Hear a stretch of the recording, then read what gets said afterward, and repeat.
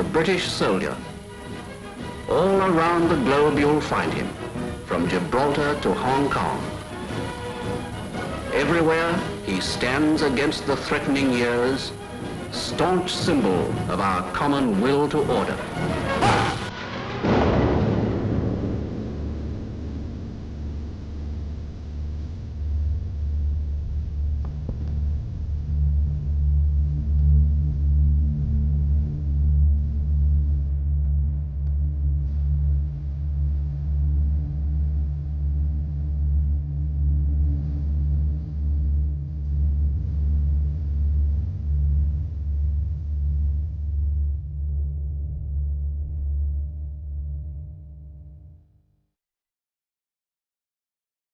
The British Empire, the largest empire the world has ever known.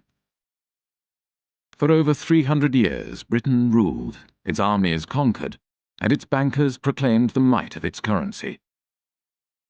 But one day it all began to fall apart. One by one, countries declared their independence from Britain, and no amount of force could reverse the tide. As British elites saw their wealth, privileges, and empire disintegrate, they began to search for a new role in a changing world, and they found one in finance.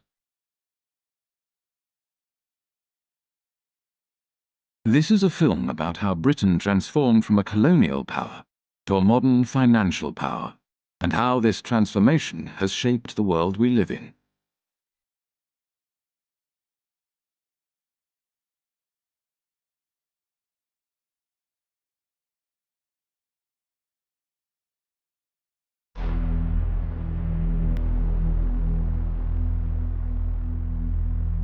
In the days of the British Empire, the City of London was the world's biggest global financial centre.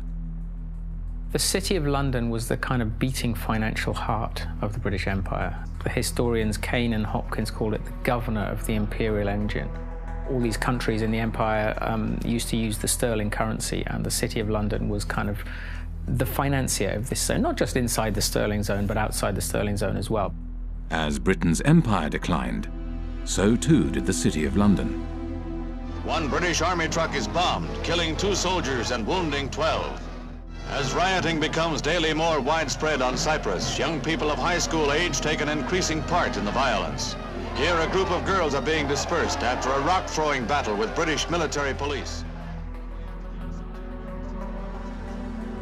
With the decline of empire, British commercial interests across the globe were under threat. In 1956, Egypt nationalized the Suez Canal. A new Middle East crisis arises as President Nasser of Egypt tells a wildly cheering crowd in Alexandria that Egypt has seized the internationally owned Suez Canal. France and Britain issue a 12-hour ultimatum. Within hours of its expiration, Britain's warplanes are winging their way to Egypt, and its bombers attack 5 key cities, including Cairo. The United States was opposed to the invasion and put pressure on Britain and France to withdraw their troops. There will be no United States involvement in these present hostilities. It is our hope and intent this matter will be brought before the United Nations General Assembly. There, the opinion of the world can be brought to bear in our quest for a just end to this tormenting problem. Britain was humiliated. The Suez Crisis signified the end of Britain's role as one of the world's major powers. Following the crisis, there was a run on the sterling, on the UK pound. Some people suspect that the American government was encouraging this run on the UK pound. As financiers withdrew their money from Britain, the value of the pound decreased. To protect the value of the pound, Britain limited the bank's overseas lending. They were not able to invest abroad, and obviously they were unhappy. And we don't know exactly the context, but it's very clear that the banks or their representative made a representation to the Bank of England, which in itself was dominated by representatives from the banking industry. It seems that they have reached an agreement which was never written, that if the banks intermediated between two non-residents in a foreign currency, in that case the dollar, then this particular intermediation, this particular deal will not be considered by the Bank of England under its own jurisdiction. The banks began to create a market for dollars in London, called the London Eurodollar market. To differentiate these euro market activities from their domestic banking activities, banks kept two sets of accounts. The Bank of England, the UK regulator, declared that the London euro market accounts were not in London. They were elsewhere, and therefore it had no responsibility for regulating them. It's about providing a legal space in which you pretend activity is taking place. And the importance of that is that you pretend it's not taking place in the economy where it really is taking place. So you're taking activity from the place where it's regulated and taxed and pretending that it's happening elsewhere. Now, where doesn't really matter, it's just elsewhere. When American banks realized that London offered the ability to avoid US regulations, they moved their international operations to the city.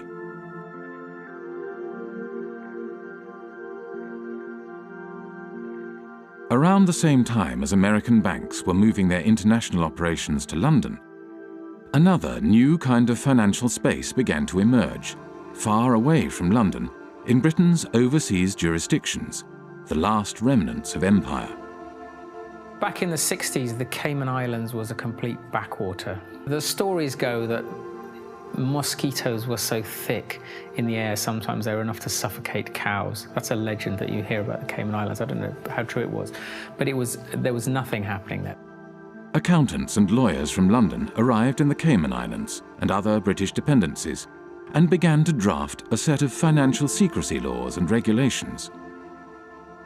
Because these jurisdictions' main selling point was secrecy, they were called secrecy jurisdictions. What the Cayman Islands was doing was straightforwardly illegal activity. Drugs money was coming in huge quantities, tax evasion, whatever you wanted, you could have it. The Bank of England was observing the developments from London and noted in a report marked secret, dated 11th of April 1969, "We need to be quite sure that the possible proliferation of trust companies, banks, etc., which in most cases would be no more than brass plates manipulating assets outside the islands, does not get out of hand. There is, of course, no objection to their providing bolt holes for non-residents, but we need to be sure that in so doing, opportunities are not created for the transfer of UK capital to the non-sterling area outside UK rules." These small territories, the last remnants of the British Empire, which are still overseas territories today, they are still the last remnants of the British Empire. There are 14 of these overseas territories. 7 of them are bona fide tax havens, including the Cayman Islands, Bermuda, the British Virgin Islands. Some of the biggest tax havens in the world today are still British. With access to large amounts of offshore money, the euro market grew rapidly. By 1980, it had reached $500 billion. By 1988, $4.8 trillion. And by 1997, nearly 90% of all international loans were made through this market. The British Empire had sunk, leaving hardly a trace behind. But the City of London adapted and survived.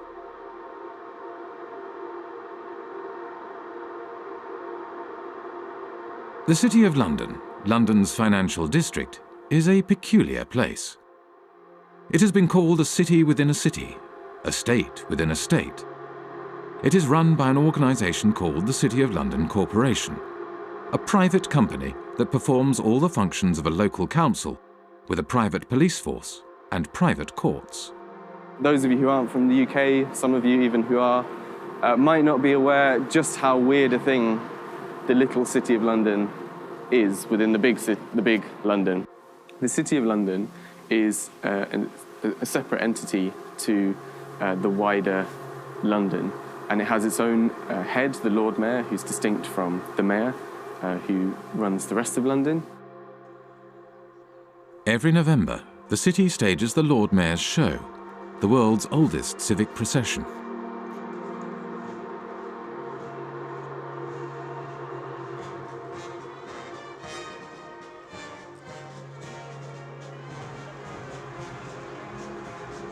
The City of London has long had this curious legal status because back in 1066, when William the Conqueror came over, the city was one of the only portions of England that he failed to conquer, and he struck a deal with the city in 1067 that allowed them to continue functioning. To this day, the City of London is exempt from numerous laws that govern the rest of Britain.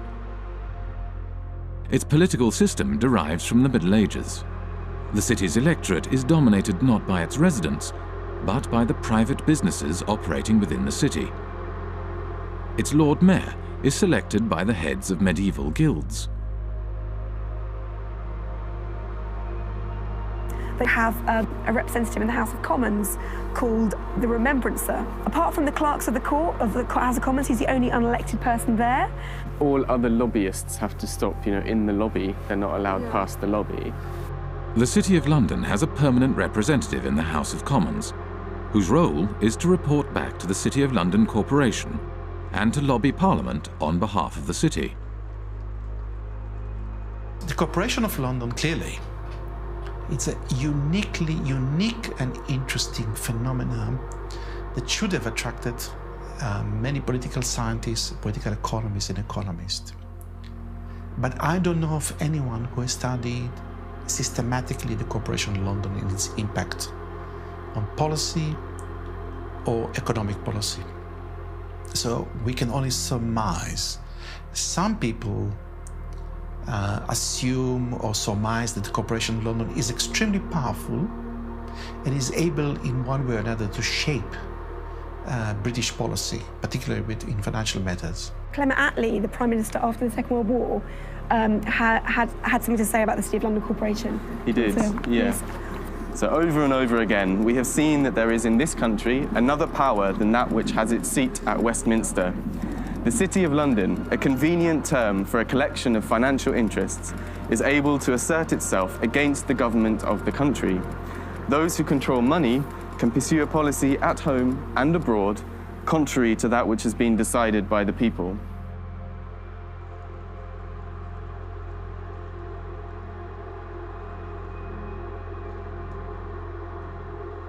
At the heart of the City of London stands the Bank of England. The Bank of England is not just a central bank, it is also a financial regulator. At the demise of empire, the Bank of England used this regulatory authority to help attract the world's banks to London. In 1972, the Bank of England issued a license to the Bank of Credit and Commerce International, which set up its head office in London. Within 10 years, BCCI grew into the 7th largest bank in the world. 10 years later, BCCI was bankrupt. The deputy director of the CIA, Richard Kerr, said late today that the CIA did use BCCI to support CIA activities overseas. But BCCI had not just collaborated with the world's intelligence services. It had also engaged in extensive financial fraud, money laundering, and terrorist financing. BCCI constituted international global crime of a level that boggles the mind.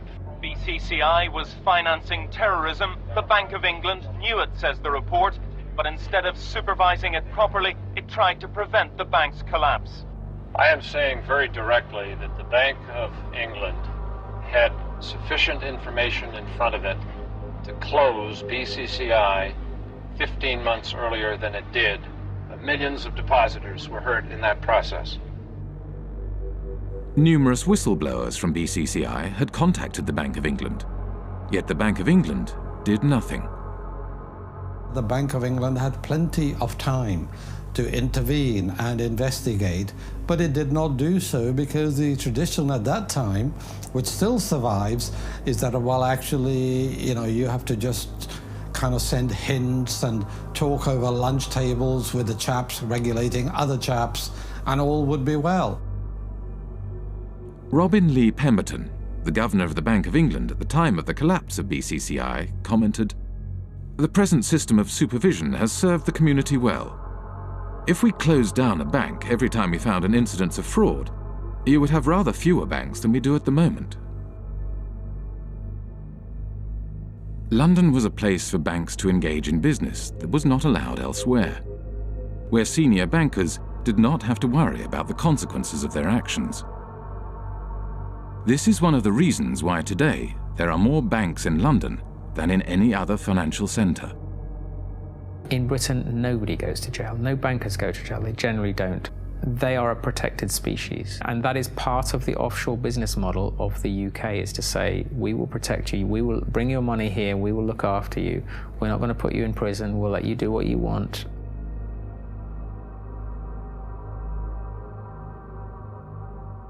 Light touch regulation was one way of attracting business to London. Another was secrecy. From the 1960s onwards, City of London institutions began to establish offshore branches in former outposts of the British Empire. Their aim was to create offshore centres with strong secrecy legislation in order to attract capital from across the globe. Swiss banking secrecy is the most famous, the most well-known. You know, put your money in a Swiss bank and they promise not to tell anybody, and that's one kind of secrecy. But another kind of secrecy, which is very British, is the trust. And the trust is a very slippery, complicated and devious mechanism. Trusts emerged, the legend has it, from the time of the Crusades, when the knights would go off and fight in foreign lands, and they would leave their assets in the care of trusted stewards. What trusts do ultimately is they play with the concept of ownership. Ownership is not such a simple thing. So the settlor, the knight in this case, would hand over the assets to someone who these days would be called a trustee. It's often a lawyer. Legally, you are separated from those assets. They're not yours anymore. There's a barrier. You can't be taxed on them. Nobody's going to find anything about your connection to these assets. In Britain's offshore jurisdictions, no qualifications are necessary to be a trustee. Anyone can set up a trust and act as a trustee. There is no registry of trusts. There are no bodies to certify that a trust has been set up. The only persons who know about the creation of this agreement are the trustee and the settlor. There's no obligation to register it. There is no financial reporting obligation of trusts. They're not required to put annual statements onto account anywhere. So actually trusts are, to all intents and purposes, invisible arrangements. Economist John Christensen was an economic advisor to the secrecy jurisdiction of Jersey for 10 years. We're not talking about a few million. We're talking now about trillions. Trillions of dollars of capital, which apparently belong to nobody. For tax purposes and for other purposes, they belong to nobody. Everything, works of arts, gold bullion, racehorses, cars, real estate, not just financial assets, but a whole load of non-financial assets belong to these trusts, sitting there belonging to nobody. Now think that one through, because we are talking about maybe as much as $50 trillion of assets sitting offshore behind these instruments. Well, the Cayman Islands are among several British overseas territories who have signed a new information exchange agreement with Britain and the rest of Europe to tackle tax evasion. The countries are now required to automatically provide details of the ownership of bank accounts and how they're used. Cayman became the first signatory last week. It's important that the Cayman Islands should be recognised as the first overseas territory to sign such an agreement with the United Kingdom. And I think this importantly reflects the constructive approach that the Cayman Islands has taken in delivering our shared objective of rooting out tax evasion.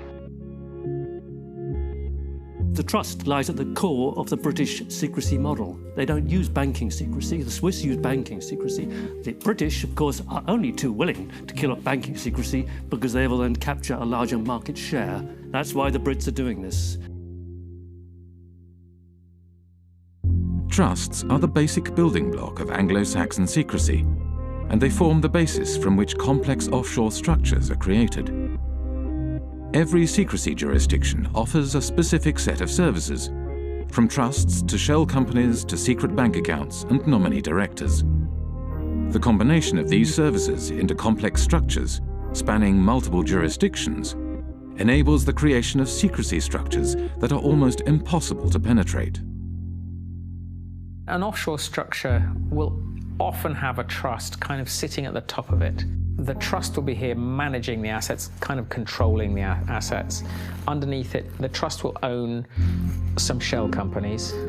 Each one might be in a different jurisdiction. So you might have a trust in one jurisdiction whose trustees are somewhere else, whose beneficiaries are somewhere else, which owns offshore companies somewhere else. Each of these companies might then own assets, so that they might own, a bank account, a racehorse, a yacht, a painting, a portfolio of shares or whatever. There are numerous variations of trusts and offshore secrecy structures. There are offshore lawyers whose work entails the creation of ever more complex and obscure structures. The aim of these structures is to hide the identity of the owners of offshore assets and allow offshore wealth to be recycled back into global markets. But looking on the amount of money being administrated from tax havens, you see that it is a curve going like this. And all the talking we have been doing along with other wonderful people fighting against tax havens has not changed anything, It is the word where you say, go on talking, and go on talking, you're interesting me, and I'm going on doing what I want to do. We know everything today because we have had the Panama Papers, we have seen it, and we are not able to act upon it. And we are not able to act upon it because this system is really protecting the few people that are having benefit from it. And these are in percentage very few people, but they are powerful. And I see in the Panama committee that I'm sitting in, the only thing that could change this is to have a public accessible register of the beneficial ownership of trusts and of all kinds of companies. It is easy. The Panama Papers are a collection of leaks from the offshore law firm Mossack Fonseca.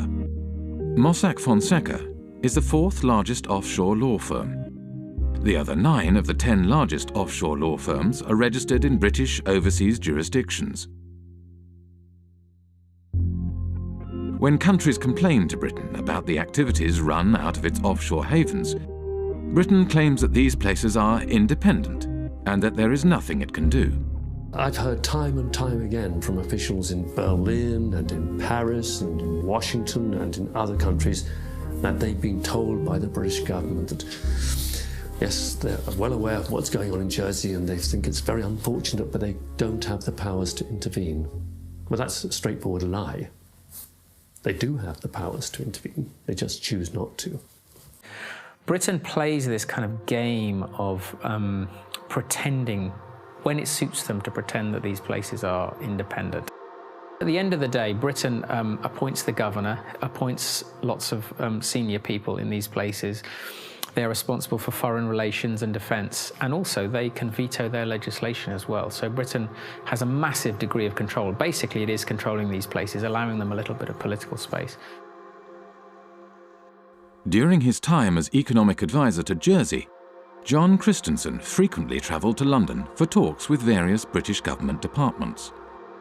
As economic advisor, I had a lot of contact with different departments. Traditionally, UK governments have tried not to interfere in the domestic affairs of places like Jersey. So it happens in a more subtle sort of way. You kind of go and talk to someone, either at the Home Office or the Treasury, and they'd say, well, not actually particularly keen on this piece of legislation. It might be a good idea if you didn't go down that route. And over a cup of tea, that's quite a strong signal. That's a signal, go back to the island and say, they don't want you to do this. The British government prefers not to interfere overtly. Instead, it communicates its desires through informal discussions. There is no paper trail or official statement. discussions take place behind closed doors. The relationship that these places have with London is very much about the British establishment and people understanding each other. I mean, anybody who is British or knows British people knows that communication between us is often very subtle, and you have to kind of know the codes when people say stuff. I mean, a lot of irony involved and a lot of kind of codified language, the British establishment, that people kind of understand how it works. And I think that is very much the case with the British relationship with the tax havens. I think there's a lot of understanding of what we can and can't do without anyone having to actually spell it out. By keeping its power hidden, Britain is able to claim that these jurisdictions are politically autonomous. Independence for Cayman is not on government's agenda. That's the message being sent to the UN Special Committee on Decolonization. Attorney Steve McPhail will be representing government at the UN meeting. The committee was set up to help colonies around the world on the road to independence. But Mr. McPhail says he'll be making it clear that Cayman is not ready for that transition. And that message is that the Premier, his cabinet, his party has no mandate from the people of the Cayman Islands to seek independence. That is the message that I will be carrying. When the Bahamas declared independence from Britain in 1967, the offshore bankers relocated to the Cayman Islands and continued their business from there. It was the British connection that reassured bankers and their clients that their money was safe. This British bedrock, that is what has allowed these places to become so trusted by the financial services industry and offshore finance and all these people. In reality, much of the wealth administered in Britain's offshore havens is controlled from London. The City of London, by and large, likes to do its really dirty work outside London. There might, heaven forbid, be a regulator who actually takes the job seriously and starts to prosecute them for fraud in London. So better to do the frauds offshore in Gibraltar or Jersey, where there's much less risk that a serious prosecution will ever happen. Deals are often discussed and concluded in London, but then registered offshore for tax, transparency, and regulatory purposes. What they allow the city to do is to get involved in dirty business, but then when the scandal hits, to say, well, they're kind of independent, there's nothing we can do about those places, that's not us, that's tax haven activity, and we're the city, you know, we're not involved in that kind of stuff. So it's an incredibly kind of convenient relationship. The City of London has shaped the way in which Jersey, Guernsey, and the British Overseas Territories have developed as tax havens. I see these places as the Frankensteins created by the City of London. Today, the UK is the world's largest provider of international financial services. The UK has an almost unique role in global finance. If you look at data, the kind of data that we've constructed in the Financial Secrecy Index, you can see the relative shares of each country in the global provision of financial services exports. That's financial services to non-residents.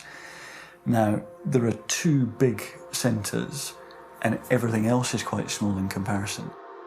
The two large centres are the United States, with around 19% of the global market, and the United Kingdom and its offshore jurisdictions, which have around 25% of the global market.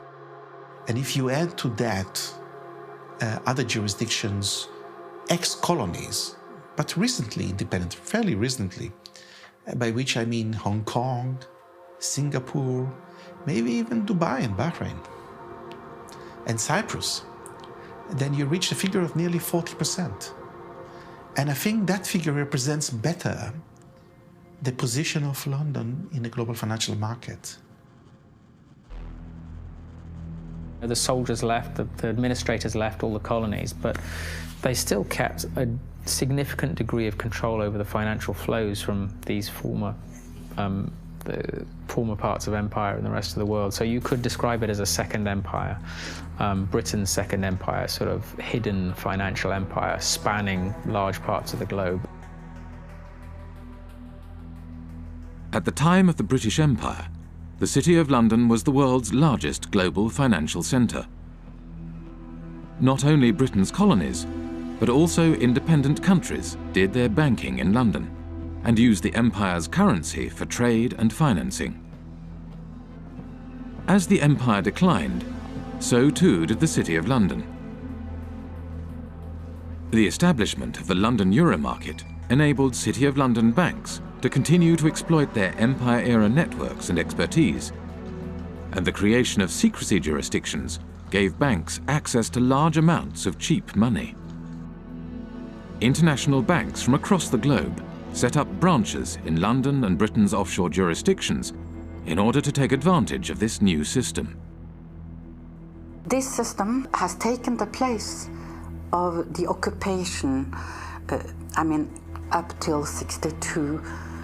For France, I don't know for England, but about the same time, England were physically present in India, for instance, or in other colonies. And when you look at the money flows through the tax havens, they are increasing when we withdraw from the colonies. We are still plundering developing countries as former colonial powers. Wealthy individuals, organized crime, and corporations shifted their wealth offshore in exchange for secrecy and no tax. And as countries around the world began to deregulate and open their economies, it became ever easier to do so. Today, as much as half of all global offshore wealth may be hidden in Britain's secrecy jurisdictions. One of the losers is Africa, whose flight capital flows mostly into the modern British spider's web. I think it's no coincidence that Britain's offshore empire emerged more or less at the same time as the collapse of the former empire. We tend to think of Africa as being a huge net debtor to the rest of the world. But that was the extent of their debts at the end of 2008, 177 billion. The debt of sub-Saharan African nations stood at $177 billion in 2008. Yet the wealth these countries' elites had moved offshore between 1970 and 2008 is estimated at $944 billion, over 5 times their foreign debt. $944 billion. Do the maths. Far from being a net debtor, Africa, sub-Saharan Africa, is a net creditor to the rest of the world. As capital moved offshore, African nations borrowed money from international banks at high interest. Over time, these debts became so great that they may never be repaid. Secrecy jurisdictions were starving developing nations of their wealth and their tax revenues. For a long time, a lot of developing countries, including recently Ecuador, have been trying to set up a UN tax body which is of a higher value than what is currently there, which is the UN Tax Committee. And every time this has happened, it has gotten blocked. During the financing for development process in Addis Ababa last year, I think it was the UK and the US that blocked attempts again to set up this World Tax Organization. So why would they not want to have democratic decision-making in global decisions on how tax gets collected across borders?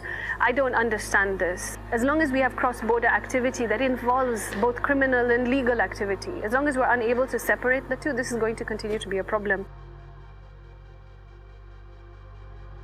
Western nations block attempts to provide greater transparency of international financial flows and the implementation of global standards for the collection of tax across borders, whilst elites in developing nations use offshore centres to hide their wealth offshore. The oil from Gabon has not benefited people in Gabon. And this is true for the copper in Zambia, for the gold in Mozambique or in Mali. they have benefited the company that do extract it and their shareholders. It has benefited the corrupt elite in the country. In developing countries, the offshore system of tax havens has facilitated the looting of these countries by their elites. It has enabled them to steal the money and keep it safe somewhere else. Illicit financial flows, because the anonymity that drives them creates incentives for people in positions of power to be corrupt. This is why there's a group of countries where development progress is so difficult. It's that the incentives of individuals and the ability to pursue them through all the mechanisms that underpin illicit flows outweigh the type of mechanisms that lead you to a powerful, representative, effective state that can start to deliver development.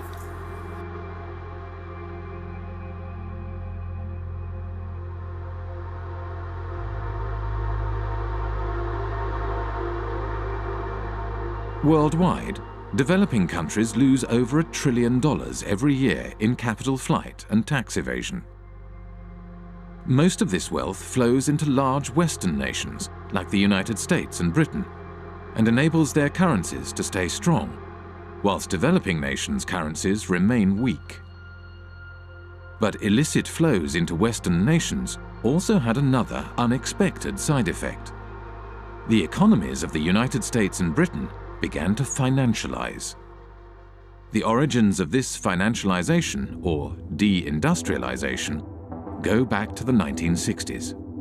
Anti-war demonstrators protest U.S. involvement in the Vietnam War in mass marches, rallies, and demonstrations. President Johnson, meanwhile, let it be known that the FBI is closely watching all anti-war activity.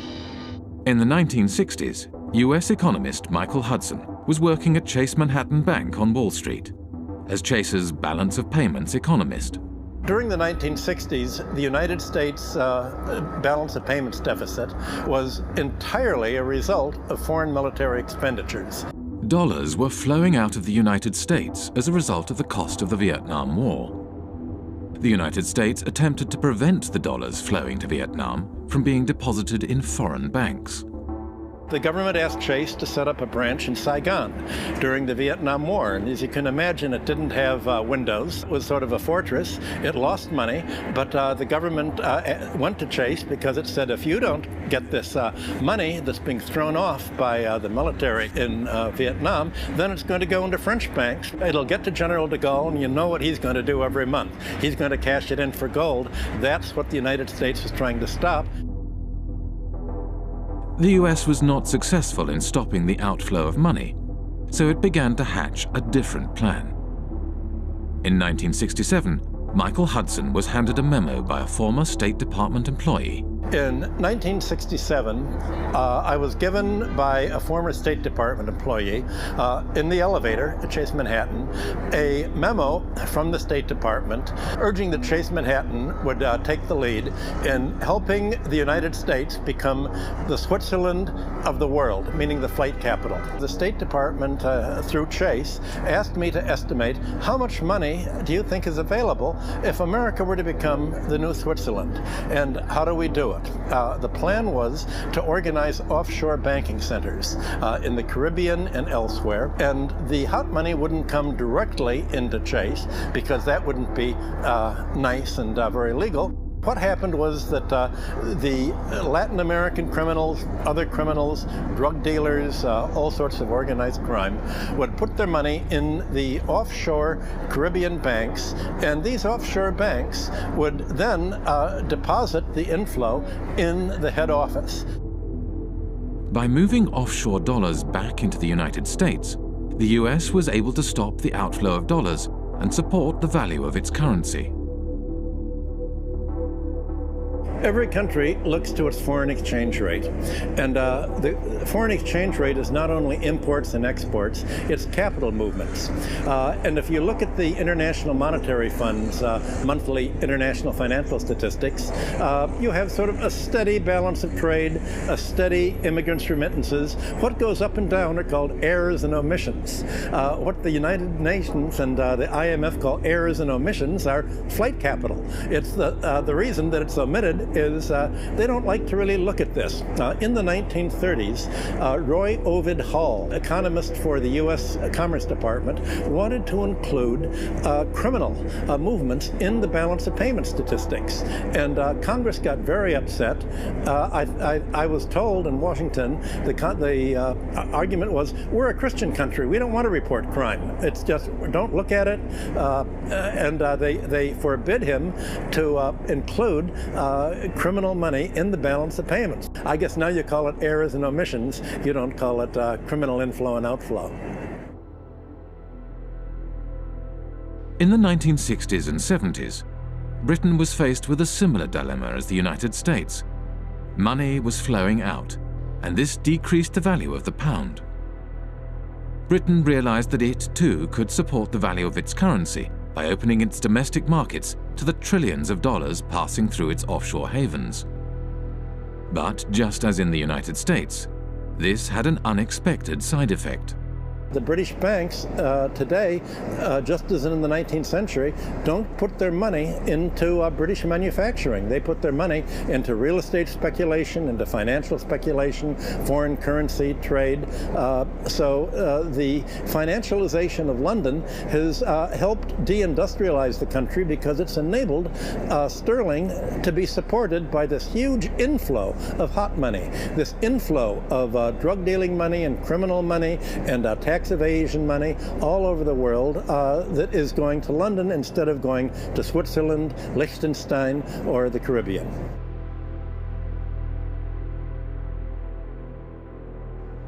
With the silent backing of the United States, Britain's offshore havens grew rapidly, and before long, the offshore system developed into the world's dominant international financial market. Few were aware how this market functioned. In 1986, economist John Christensen went offshore to investigate. He applied for a position at the Jersey office of one of the world's major accounting firms. At Deloitte & Touche, I was working in what's called company and trust administration, straightforward offshore stuff. I went offshore specifically to work in that area because that's where you're dealing with the offshore companies, the shell companies, the offshore trusts, and you're administering them. That way I could see from working inside a big global accounting firm exactly what the clients were doing. I had complete access to all the client files. And over the course of my period of working with Deloitte & Touche, I investigated over 100 of their clients offshore, and this is what I found. There were some insider traders, some market rigging, some avoiding disclosure of conflicts of interest, illicit arms trading, illicit political campaign donations, contract kickbacks, bribery, fraudulent invoicing, trade mispricing, and, at the bottom, tax evasion. Okay? This is what the clients were doing. On the basis of a sample of the clients that I looked at, not a single client was involved in what I would regard as genuinely legitimate activity. They were all involved in some kind of tax dodging or worse. I met with Carl Levin. He used to be an American senator, and he made a lot of inquiries into private banking, asking questions to the bankers. What do you think the percentage is among your clients that are using these companies for legitimate purposes? And the answer was, I believe that 99.9% of my clients are using these companies for illicit purposes. This is a reality. This is American bankers telling what they are doing. And it's exactly the same thing with UK bankers helping their clients to have accounts in Panama or in Bermuda or in Cayman Islands. secrecy jurisdictions are heavily used for fraudulent and grey area financial activities, areas where secrecy is not just desirable, but a necessity. Legitimate financial activity has no need for the secrecy offshore havens provide, nor a desire to pay the high fees offshore banks and law firms charge. Today, close to half of the world's secrecy jurisdictions are British dependencies. In public, these jurisdictions claim they are transparent and their financial services sectors are engaged in legitimate financial activities. Our economy is not based on secrecy. It's based on transparency. It's based on a sound regulatory environment. It's based on good governance and good government with a British government legal system. That's what our financial institutions are based on. Well, tonight we have a response from the head of Cayman Finance after a group of U.S.-based anti-tax evasion activists announced plans to travel to Cayman to draw attention to what they feel is corporate tax evasion. Finance Chairman Mr. Richard Cole says he's encouraging the group to visit and says our financial sector has nothing to hide. I would say if anybody wants to come to Cayman to find out what's coming, you know, what we do here, come on down. We have no secrets here. When I went to the Cayman Islands back in 2008, I think it was, I called the government spokesman and he said, okay, we have had an order from on high that nobody is allowed to speak to you. You are off limits. In 2011, journalist Nicholas Shaxson released Treasure Islands, a groundbreaking book about the offshore system. The author of a series of international media reports says he would welcome a debate with Cayman Finance Chair Tony Travers. Mr. Travers recently called Nicholas Shaxson an imbecile with the understanding of an 11-year-old. There are always going to be the politics of envy. Now, the politics of envy are exacerbated by imbeciles who don't actually understand what's going on in the Cayman Islands. I don't know what he's talking about. And furthermore, he doesn't know what he's talking about. The Cayman Islands is the 5th largest financial centre in the world. It hosts 80,000 registered companies, over 3/4 of the world's hedge funds, and $1.9 trillion in deposits. It has a population of 60,000, roughly equivalent to New York's homeless population. A strange mixture of characters populate the offshore world. British ex-public schoolboys, members of the world's intelligence services, global criminals, assorted lords and ladies, and bankers galore. With so much at stake for so many wealthy and powerful individuals, it may come as no surprise that Britain's offshore havens have developed their own curious mechanisms to prevent information from leaking out. For many people who work offshore and who don't like what they're doing, it's very hard indeed to dissent, because they will be attacked personally with a degree of viciousness which is quite extraordinary. Most of the time the instruments of suppression are relatively sophisticated. You won't get promotion by doing this, or your family won't like it. It's not generally, let's slam them in prison. That's far too crude. We are talking about very substantially, the establishment, the British establishment in these cases. The mechanisms are very, very subtle. Sort of ostracism is one way of doing it. These peculiar mechanisms for, if someone tries to blow the whistle, you find all sorts of methods that aren't the most, just fire them, you give them far too much work to do, you steer them in a different direction. One person who is intimately familiar with how suppression works offshore is former Jersey Senator and Health Minister Stuart Sivray. In 2009, he leaked a report on a rogue nurse suspected of killing patients at Jersey's hospital. It all came to a head during a state's debate on Tuesday the 10th of March. Senator Stuart Sivray brought the sitting to a standstill, claiming Senator Jimmy Pershard had sworn at him and told him to go and top himself. Senator Pershard denied the claim, saying, "I absolutely refute that." But less than a week later, he was forced to admit he'd lied. Senator Pershard has now admitted that on another occasion he did tell Senator Stuart Sivray to go and do everyone a favour and slit his wrists. I was arrested at my house one morning by 6 plainclothes police officers. There were another 2 specialist data search police officers on hand, and also another 2 police officers in full body armour, one of those battering rams they kind of use in drugs raids. So 10 police officers descended on me without a search warrant. The property was turned over from top to bottom.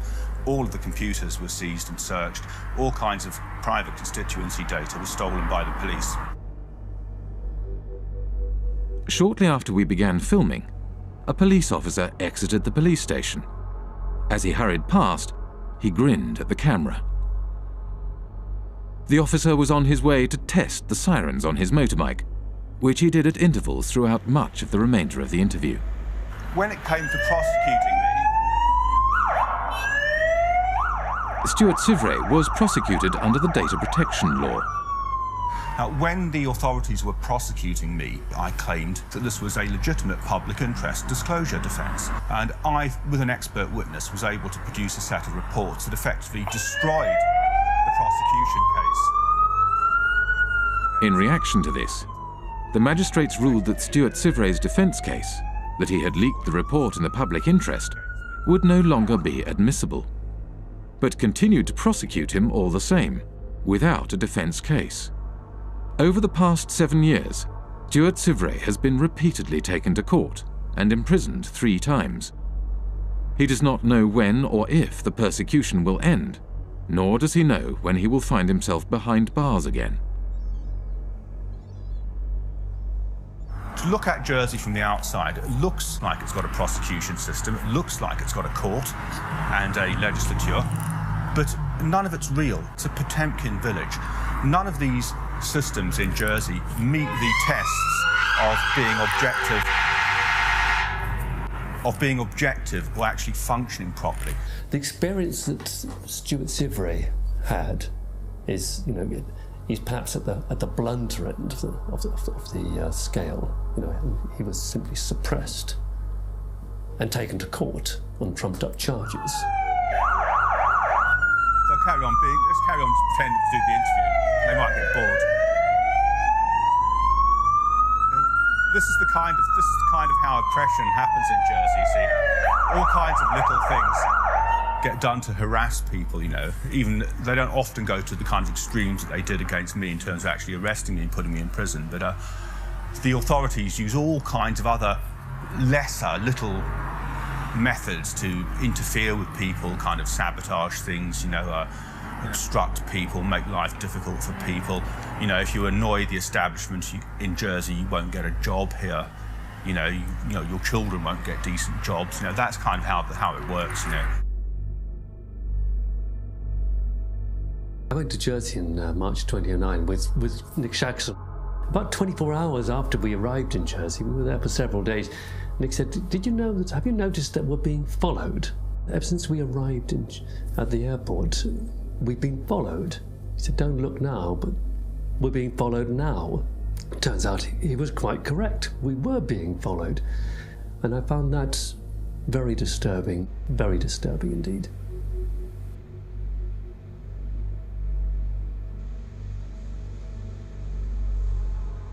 They have a saying in Jersey, if you don't like it here, there's always a boat in the morning.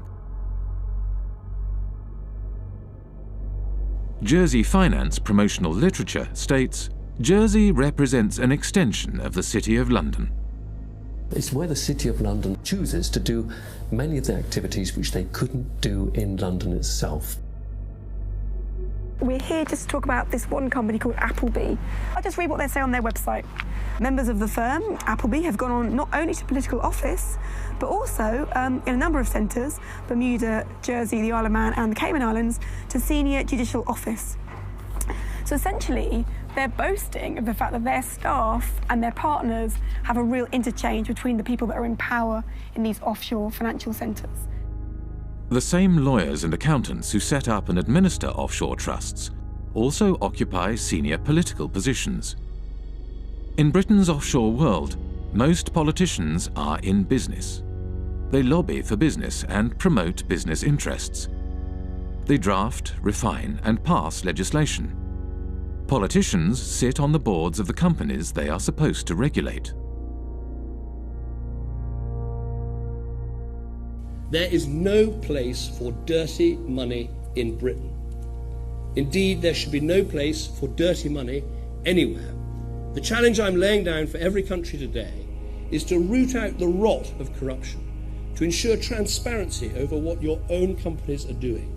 Require transparency for foreign companies in your country too, and work with us to spread this approach to transparency around the world. In public, British politicians claim they are cracking down on secrecy jurisdictions and corruption. But in practice, they do the opposite. When I talk to politicians in Brussels, they say that they've had more lobbyists from London, and including politicians, come to them to protect the City of London's interests than they've had from every other European member state combined, which gives you some idea of the extent to which British politicians see themselves as essentially lobbyists for the City of London. We begin with our big story. Cayman's efforts to ensure transparency in its financial services sector is being recognised by the international community. Earlier this week, the UK's Prime Minister David Cameron told Parliament that the tax haven label placed on its crown dependencies and overseas territories is unfair.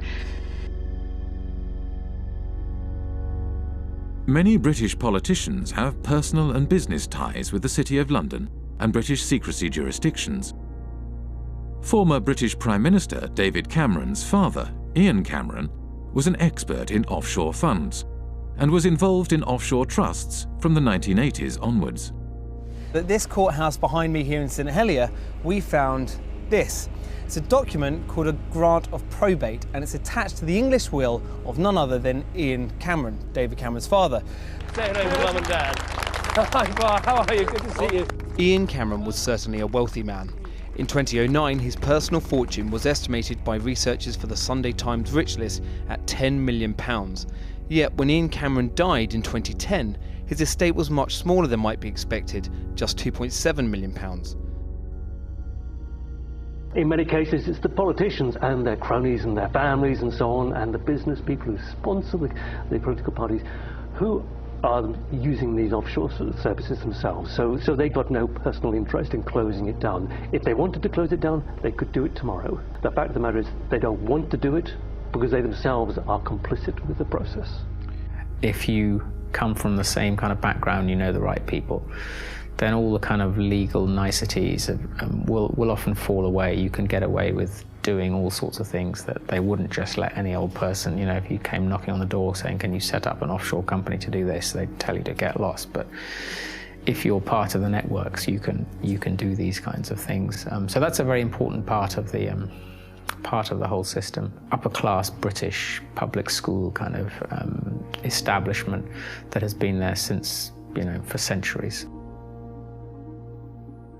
The British establishment, an old boys' network of privileged elites, had carved out a lucrative niche for themselves in the offshore world after the demise of empire.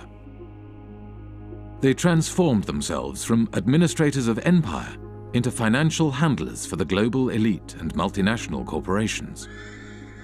As more money flowed offshore, societies around the globe began to feel the impact of the offshore world.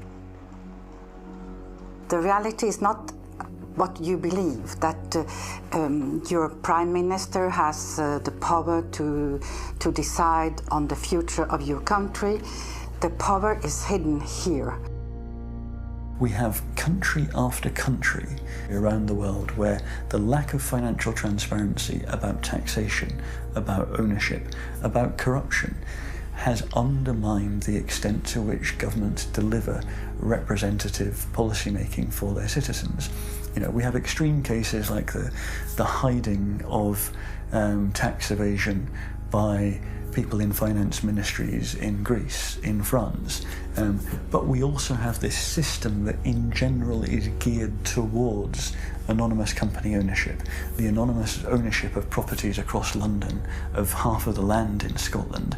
You know, do we really think there's any circumstances in which governments work better, in which markets work better, in which the distribution of income and assets is better, when we allow so much to be hidden? Who wants to not know who you're doing business with? Who wants their government to have people working for it, or to be led by people whose assets are hidden, whose financial transactions are conducted anonymously offshore? You know, this is a bad direction for the world. We need the citizens to understand what is happening, that they are the ones who is carrying the burden, and that some individuals having the power are exonerating themselves. Ordinary people are paying taxes, rich people are not. So this is inequality, and it is leading up to populism, because it shows so clearly that the people today leading the world are not able to take care of the interest of ordinary people.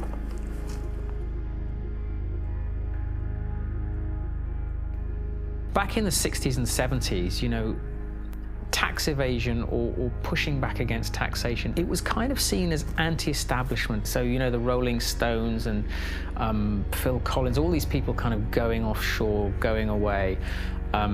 It was seen as a sort of rebellious thing to do. And if you fast forward to the present day, now that is the establishment. The offshore system is the establishment. Today, offshore is the way elites and multinational corporations conduct their affairs. Tax evasion is the way business is done. This kind of sophisticated cheating requires a huge infrastructure. We like to talk about the pinstripe infrastructure of highly educated people who think it is their right to help others to cheat societies. We have a new mafia in town. It does not actually shoot people, does not put bullets in their kneecaps, but its trade is just as deadly. It deprives people of opportunities to have healthcare, education, security, justice, and essentially a fulfilling life. Accountants form the backbone of the offshore system. They administer the structures that allow individuals and corporations to shift their money offshore and evade taxes. There are about 2.5 million professionally qualified accountants on this planet. About 330,000 are in the UK. Well-known people, well-dressed, well-fed, highly paid, are sitting in city centre offices, and they are paid to dream up tax avoidance schemes for individuals and for corporations. We can all elect a government which says, vote for us, we will give you better healthcare, better education, better security. And next day accountants say, sorry about that, folks, you elected this government, but we actually got a tax avoidance scheme, and the Amazons and the Googles and Microsofts won't be paying any taxes in your jurisdiction. Too bad. You voted for it, but actually you're going to get something else. So it's a crazy world that part of the business model at big accountancy firms is how to deny public the services by erosion of tax revenues. And these firms are then rewarded with government-funded contracts, and the same firms are then advising local governments and the central governments, and the same firms then report on the company accounts and tell us all is well. When I argue this with a Pricewaterhouse partner in a face-to-face debate, he said, Professor Sicker, you never give us credit for anything. We generate millions of dollars of revenues, and we have lots and lots of satisfied clients. What is your problem? And my response was very simple: that's the language of drug pushers and pimps.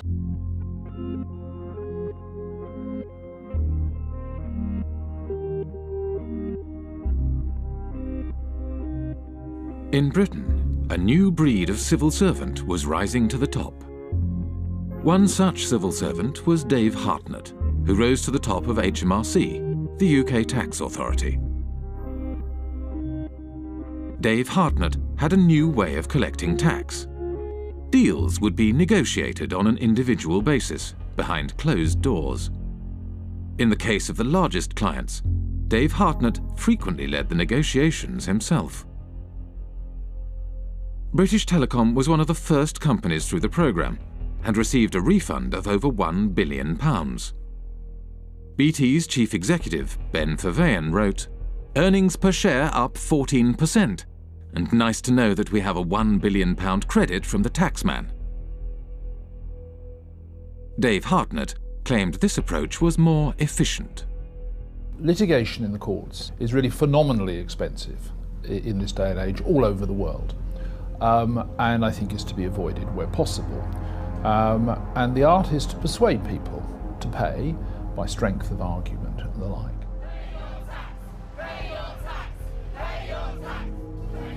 After protests erupted in 2011, the Treasury Select Committee questioned Dave Hartnett. Dave Hartnett claimed he could not give any information due to taxpayer confidentiality. What in statute prevents you from disclosing information to Parliament? All my advice, Mr. Barclay, so far has been that I am prevented, and my colleagues are prevented, by the Act and by the decision of the Commissioners. Dave Hartnett failed to mention that the legal advice he had received stated that the disclosure of information was at the discretion of the head of HMRC. The head of HMRC was Dave Hartnett himself. Just like the mafia has penetrated the state, accountancy firms have also penetrated the state. The head of anti-avoidance in the UK tax authority is from one of these firms. The newly appointed chairman of Her Majesty's Revenue and Customs, which is a tax authority, is a partner from KPMG. Their partners have penetrated the state. They are running the Treasury. Britain's financial services industry had penetrated the state and began to shape its laws for its own benefit. The degree of political capture by the City of London, by the big banks and the big law firms, is so enormous that the politicians have effectively become their spokespersons.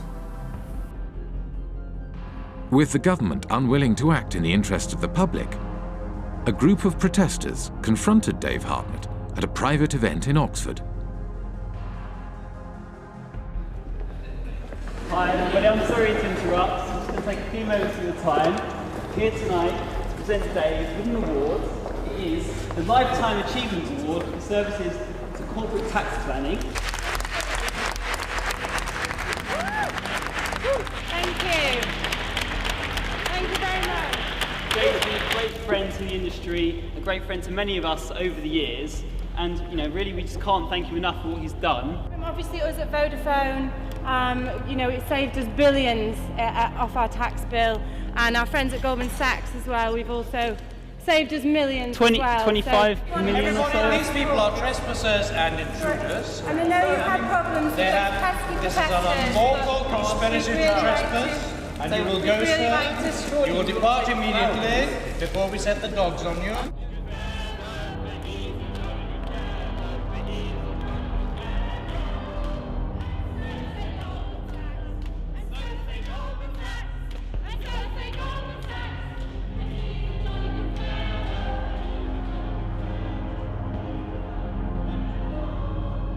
Go. You're trespassing.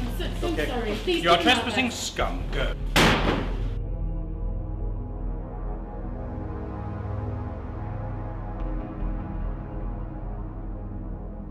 After his retirement, Dave Hartnett moved to the private sector. One of his positions was at accountancy firm Deloitte, where he advises foreign governments on corporate taxation. Dave Hartnett is a companion of the Order of the Bath, an honour bestowed on him by the British monarch. We have former ministers acting as advisors to accountancy firms. Accountancy firms provide jobs and consultancies for potential ministers. To my mind, really, it's an indication of corrupt structures. People are buying and selling influences. When a former minister works for an accountancy firm, he's not providing any accounting knowledge, he's opening political opportunities, home and abroad. That is what they are doing. I hope by now you'll share my view that I don't trust most bankers, I don't trust most lawyers, I don't trust most accounting firms. I actually think they're engaged in a conspiracy against public interest. In Britain, secrecy and complexity in finance and government help to obscure corruption in public office. Financial structures are often so complex that even after they are publicly revealed, they are not widely recognized for what they are. An example of this is PFI, the Private Finance Initiative. PFI is Private Finance Initiative. It is a way of funding public infrastructure, things like hospitals, schools, roads and bridges, but financing them via the private sector rather than the historical method, which is via central government. Over a period of 30 or 40 years, the amount of kind of repayment costs will be sort of 3 or 4 times higher overall than if you borrowed it from central government in the first place. So it's basically a giant accounting scam. Once the PFI policy has been set up, you find that the big 4 accountancy firms were actually paid members of staff within the Treasury Department who were then actually going around and selling and advising upon the implementation of PFI contracts by public authorities. Effectively saying, come to us and we will show you how to derive the most benefit from it. In other words, how to perhaps exploit the legislation. Even the offices of the state tax authority are now owned offshore. HMRC, which is the tax collector here in the UK, their offices are owned in Bermuda by a company called Mapley Steps. It's quite incredible. The company that owns the PFI contract to run HMRC's head office borrowed money from offshore investors at 15% interest. Because the interest was so high, the company was losing money. Therefore, it did not pay tax. In 2011, HMRC could not prove that any PFI company was paying any tax in the UK. I think we need to have a serious conversation about the role of government in this whole debacle and how much our government has been penetrated by big banks and accountancy firms and ultimately in whose interest it operates.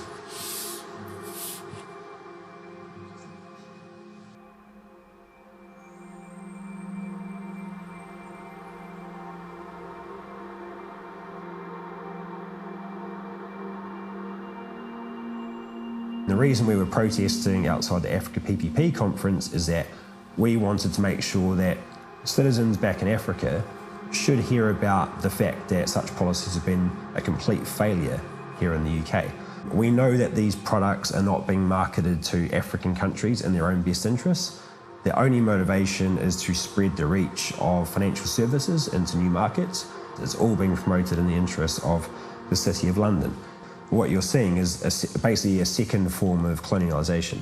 You've had initially occupation, resource extraction, and through that process, countries like Britain, which have had a large offshore empire, have developed significant networks, and now those networks are being used to promote and exploit financial services.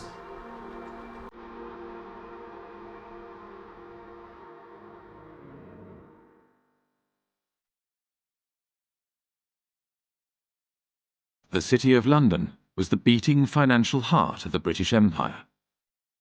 As Britain's empire declined, the city transformed itself from a hub operating the financial machinery of empire into a global financial centre. Former insignificant outposts of empire became the basis for a spider's web of offshore secrecy jurisdictions that captured wealth from across the globe and funneled it to the City of London. Today, 25% of international finance is conducted on British territory. Almost half of the world's secrecy jurisdictions are under British protection. Up to half of all offshore wealth may be hidden in Britain's offshore havens. Financial services is how Britain's elites make their money. And it is also where former government ministers, senior civil servants, and retired spooks from MI5 and MI6 receive lucrative consulting positions after their time in public service. Together, they have transformed Britain and its dependencies into the world's largest tax haven, harming development throughout the world and turning Britain itself into a country that serves, above all, the interests of its elites.